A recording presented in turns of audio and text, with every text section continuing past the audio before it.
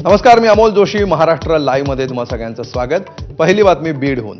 बीड जिल्हा कारागृहातील मारहाणी संदर्भात एक मोठी बातमी येते आहे. मारहाणीनंतर बीड जिल्हा कारागृहातून महादेव गित्तेला दुसरीकडे हलवण्यात आलंय. महादेव गित्तेसह इतर 4 आरोपींना हर्सूल कारागृहात हलवण्यात आलंय. कराड आणि घुलेला मारहाण केल्याचा आरोप महादेव गित्तेवर आहे. मात्र वाल्मिक कराडच्या सांगण्यावरून आपल्याला मारहाण केल्याचा आरोप गित्तेने केला.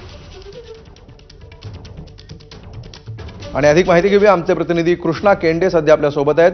कृष्णा, काय नेमकं घडलं याबाबत?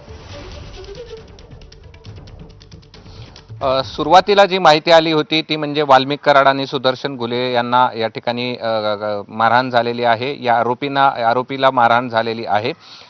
मात्र या सगळ्या प्रकरणानंतर आपणच सांगितलं होतं की कारागृह प्रशासन 2 जे गट आहेत त्यांना वेगवेगळं करणार आहे. त्यानुसार या सगळ्यामधील महादेव गिते आणि त्याचे जे 3 साथीदार आहेत यांना छत्रपती संभाजीनगरच्या हर्सूल कारागृहामध्ये या ठिकाणी हलवण्यात आलेलं आहे. आणि त्यावेळी जाताना जो महादेव गिते आहे त्यांनी असं म्हटलंय की आम्हालाच या ठिकाणी मारहाण झाली, आम्ही कोणालाही मारहाण केलेली नाही, मात्र तरी देखील आम्हाला इथून बदललं जात आहे.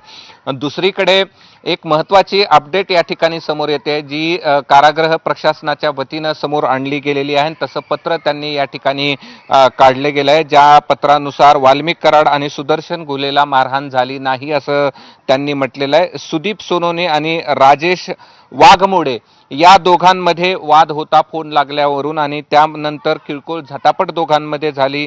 सकाळी 9:30 ते 10 वाजता ही सगळी घटना घडली असं कारागृह प्रशासनाने म्हटलं. या सगळ्या प्रकरणाची शिवाजीनगर पोलीस ठाण्यामध्ये तक्रार देणार असल्याचं देखील कारागृह अधीक्षकांनी या ठिकाणी म्हटलंय. आणि तसं एक पत्र देखील त्यांनी या ठिकाणी समोर आणलेलं आहे. त्या लेखी पत्राद्वारे त्यांनी सांगितलंय. त्यामुळे सकाळपासून जी बातमी येत होती की वाल्मिक कराड आणि सुदर्शन घुले या 2 आरोपीला मारहाण झाली आहे, मात्र कारागृह प्रशासनाच्या वतीनं पत्र काढून हे स्पष्ट करण्यात आलेलं आहे की या दोघांनाही मारहाण झाली नाही. आणि यामध्ये जी मारहाण झालेली होती ती सोनोने आणि वाघमोडे यांच्यामध्ये झाली होती, आणि फोन लावण्यावरनं ही वादावादी झाल्याचं म्हटलंय. मात्र मग हे सगळं असं असताना खबरदारी म्हणून या ठिकाणी पुढच्या भविष्यात अशा प्रकारचे वादावादी पूर्वीच्या 2 गटामधले यांचे वाद आहेत आणि ते पुन्हा जेलमध्ये वादी होऊ नये म्हणून जेल प्रशासनाच्या वतीनं काळजी घेतली गेली. आणि त्यामुळे या 4 आरोपी जे आहेत, ज्यामध्ये या महादेव मुंडे आणि इतर 3घांचा समावेश आहे, त्यांना मात्र कारागृहातून हलवून हर्सूल कारागृहामध्ये छत्रपती संभाजीनगरच्या हलवण्यात आलेले आहे. अमोल, निश्चितपणे धन्यवाद कृष्णा या सविस्तर माहितीबद्दल.